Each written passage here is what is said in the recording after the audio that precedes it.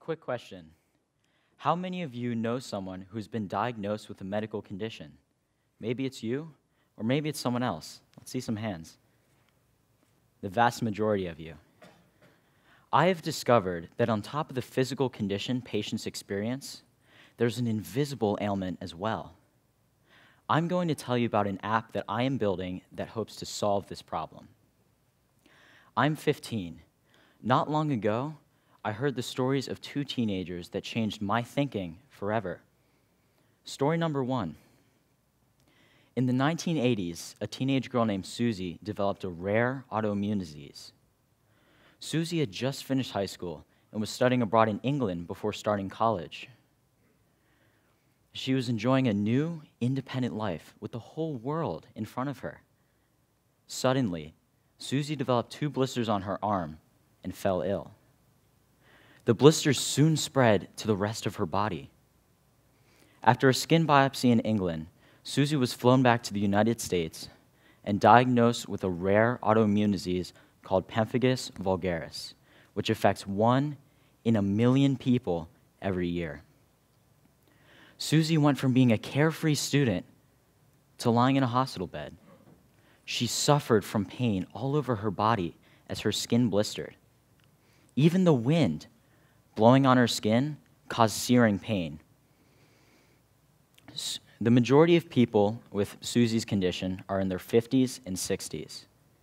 For Susie, experiencing her condition as a teenager was so rare that she was a featured patient at medical teaching conferences. Medical students, residents, fellows, and even specialists from other hospitals came to examine her. Susie's hopes of going to college and even just being a normal teenager were halted.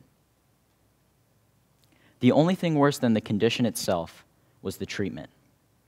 High doses of steroids caused weight gain, a round face, pudgy cheeks, acne, and over time, crippling hip damage, which eventually led to a hip replacement. Susie was only 18 years old at the time, and she just didn't know how to take care of herself with her condition. Her doctors had treated pemphigus before in adults, but they didn't routinely see it in teenagers. Susie wished that she could meet someone like her, another teenage girl with her condition who could understand her ordeal and guide her through her trials. Susie felt battered physically and emotionally. Even though her family and friends were always there for her, they just couldn't truly understand what she was going through. Susie wished she could meet someone like her. However, it was the 1980s, the internet was not yet accessible, and there was definitely no social media. Susie didn't just feel like 1 in a million.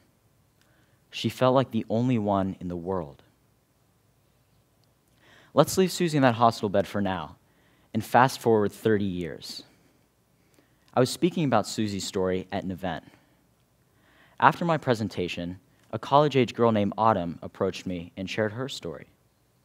Autumn had been diagnosed with common Lyme disease.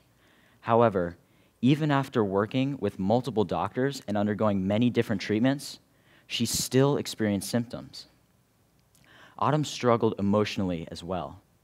She developed depression and anxiety. She often wondered, if this is going to be the rest of my life, is life worth living? Autumn found an outlet for her emotions through writing. However, when her parents read what she had written, they were shocked. They had no idea what she was going through. Even her closest friends, when they heard of Autumn's disease and depression, slowly faded away because they just couldn't understand.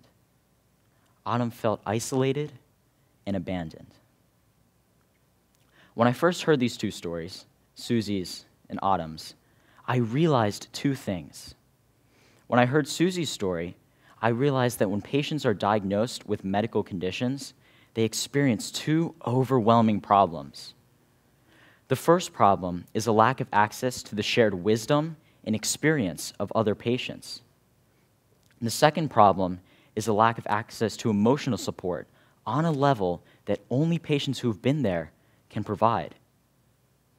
When I heard Autumn's story, I realized that these two problems, a lack of access to shared experience and tips from other patients, as well as a feeling of emotional isolation, are problems experienced by many patients, not just Susie. 30 years ago, Susie didn't have the technology to reach out and connect with people around the world.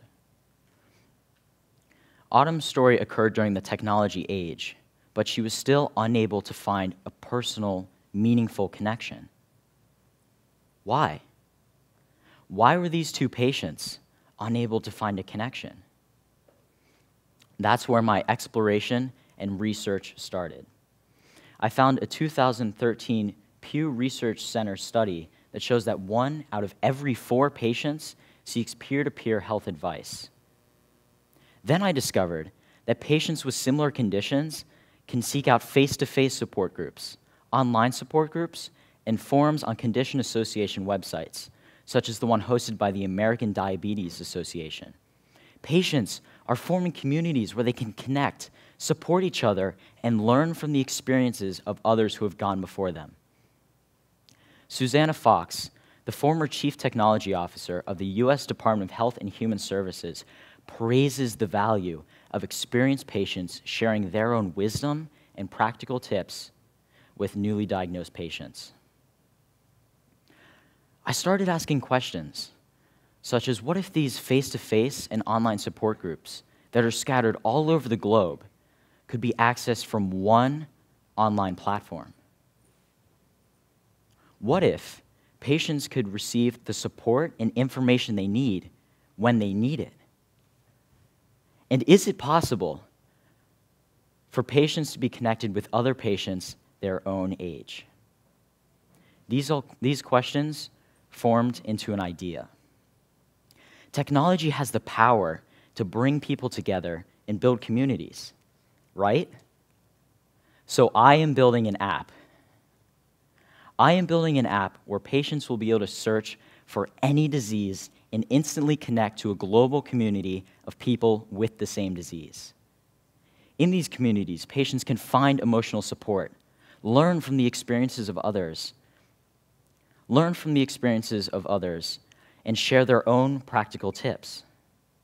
Posts in the communities are rated by the users so that the most valuable, crowd-reviewed posts bubble to the top. And that is why I'm calling the app Bubble Health. You will be able to access Bubble Health at any time right from your mobile device. I'm a teenager.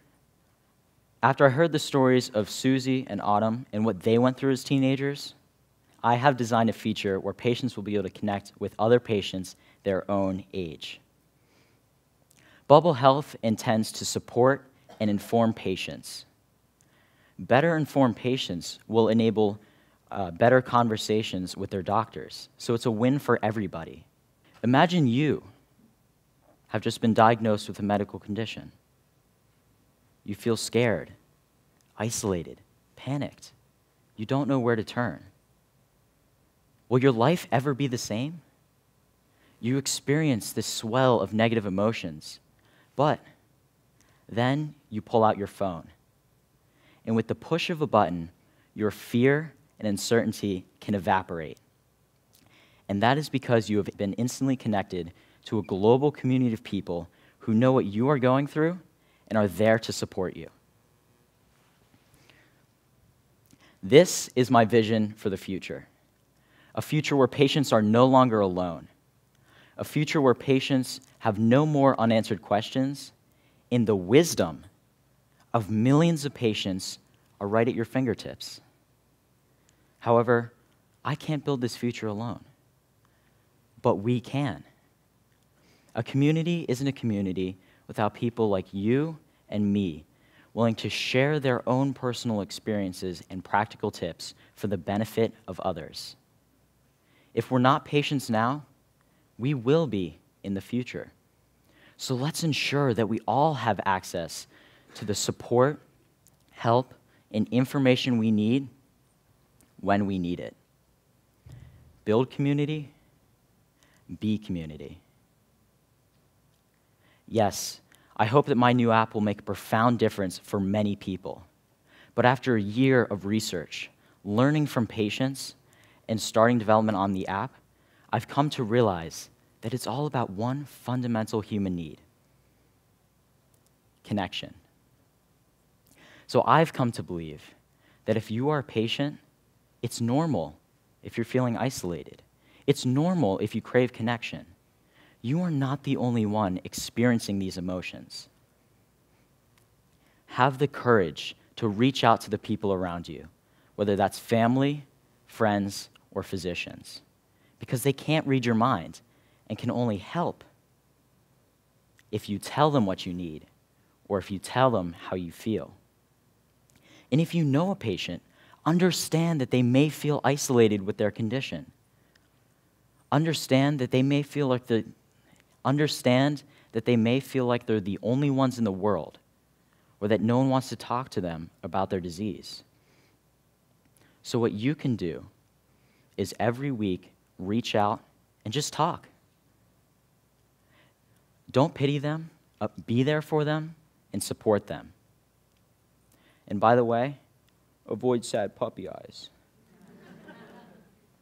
Because I believe, with my new app or without it, connection is part of the cure. Oh, and by the way, remember Susie, the teenage girl who saw her dreams of college and even just her normal life slowly slip away? She lay in a hospital bed. Well, Susie has since left that hospital bed, graduated college, earned a master's degree, started a family, and seen her dreams come true. That teenage girl has grown into a powerful woman. And that woman is my mom. And she's sitting right here in the front row.